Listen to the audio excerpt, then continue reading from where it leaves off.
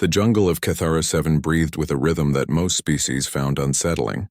Its crimson canopy filtered the light of 3 suns into a blood-orange glow, and every rustle in the undergrowth promised teeth, claws, or venom. The galactic community had classified it as a Level 9 death world, a place where even the plants had learned to hunt. Dr. Liana Veris sat perfectly still. She had been sitting for 6 hours now, her back against the trunk of a titan root tree, her breathing synchronized with the forest's pulse. Sweat traced lines down her dirt-smudged face, but she didn't move to wipe it away. Movement meant attention. Attention meant death. 30 meters ahead, partially concealed by the violet ferns, Sarah watched her. The predator was magnificent. 3 meters of rippling muscle covered in obsidian scales that shifted like liquid shadow. 6 eyes arranged in 2 rows tracked every micro-movement Liana made. Her jaw, capable of crushing starship hull plating, remained slightly parted, revealing teeth that had evolved for one purpose: efficient killing. Sarah had been watching the human for 3 weeks. At first, it had been simple predatory interest. The strange, soft-skinned creature had arrived in her territory with no natural weapons, no armor, no camouflage. It should have been dead within hours. Every instinct Sarah possessed screamed at her to strike, to eliminate the intruder, to protect her cubs. But the human never ran. Running triggered the chase reflex in every Catharan predator. It was an evolutionary constant, a law as fundamental as gravity. Prey ran, predators chased. The human understood this somehow, and so she never ran. She moved with deliberate slowness, each gesture telegraphed and non-threatening. When Sarah had charged her on the 5th day, a bluff meant to drive the intruder away. The human had simply dropped to her knees and lowered her. Head submission, respect, non-aggression. Sarah had stopped 3 meters away, confused. In her 20 seasons of life, no prey had ever responded this way. They fled or they fought. This human did neither. Now, 3 weeks later, something impossible was happening. Liana's enhanced hearing picked up the soft padding of small feet before she saw them. Her heart rate spiked, not from fear but from barely contained excitement. 2 small shapes emerged from the fern line, their scales still carrying the mottled brown pattern of youth. Sarah's cubs. They were approximately 6 months old, still learning to hunt, still driven more by curiosity than caution.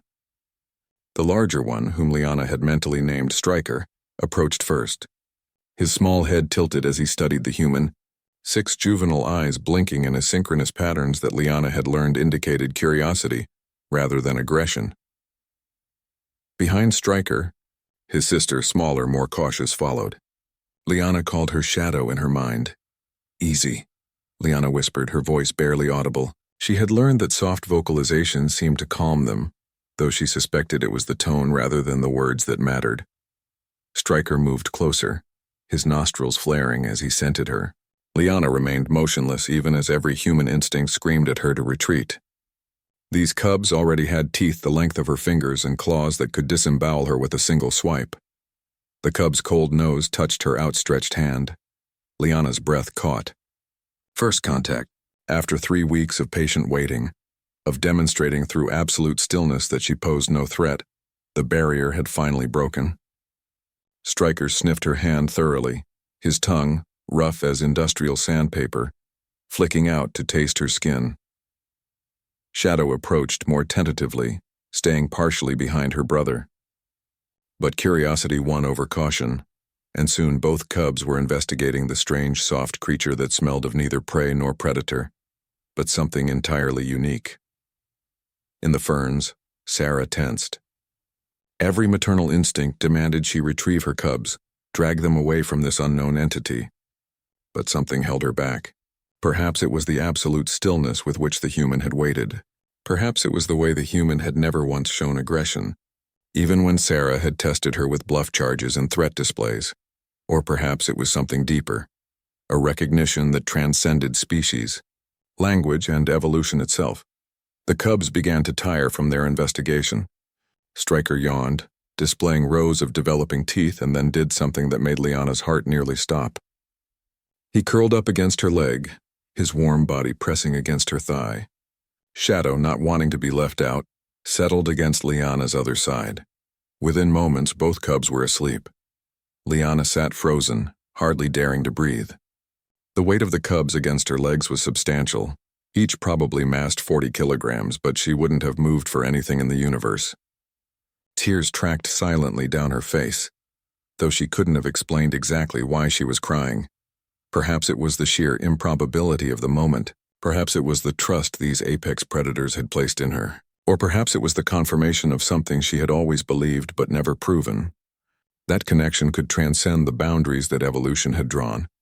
Sarah emerged fully from the ferns. Liana's breath stopped entirely. The mother predator approached with deliberate steps, each movement precise and controlled. This was the moment that would determine everything. Either Sarah would recognize the trust her cubs had shown, or maternal instinct would override everything and Liana would die within the next 10 seconds. Sarah stopped 2 meters away. Her 6 eyes studied the scene, her cubs sleeping peacefully against the human. The human herself, motionless and non-threatening, tears on her face but no fear in her scent.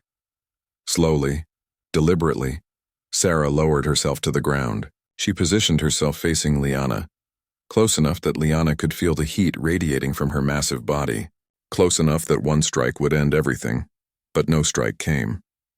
Instead, Sarah laid her great head down, her multiple eyes slowly closing. Within moments, the mother predator's breathing had deepened into the rhythm of sleep. She had made herself vulnerable, had chosen trust over instinct, had recognized in this strange human something that transcended predator and prey. Liana sat in the blood-orange light of Cathara 7's 3 suns, surrounded by sleeping apex predators, and understood something profound. Humanity's greatest weapon had never been its technology, its intelligence, or its adaptability. It was something simpler and infinitely more powerful. It was the ability to see past teeth and claws, to recognize consciousness in alien eyes, to extend trust even when every rational thought counseled fear. It was patience. It was the willingness to sit still for 6 hours, for 3 weeks, for however long it took to prove that some bonds were deeper than evolution. The galaxy had called Cathara 7 a death world. They had called its apex predators unkillable demons. They had written off any possibility of meaningful contact. They had forgotten that humans had once been prey too, that they had once cowered from creatures with larger teeth and sharper claws, and that despite, or perhaps because of, that history, humans had learned the most powerful survival skill in the universe. They had learned to make friends with monsters. As the 3 suns began their slow descent toward the horizon, Dr. Liana Vera sat perfectly still, surrounded by sleeping predators, and smiled. She had work to do. She had to document this. She had to show the galaxy what she had always known, that there were no monsters, only minds waiting to be understood, and that humanity's place in the cosmos wasn't as conquerors or victims, but as the bridge between worlds, the species strange enough, patient enough, and perhaps foolish enough to sit still in the presence of death and wait for it to become something else entirely. Trust.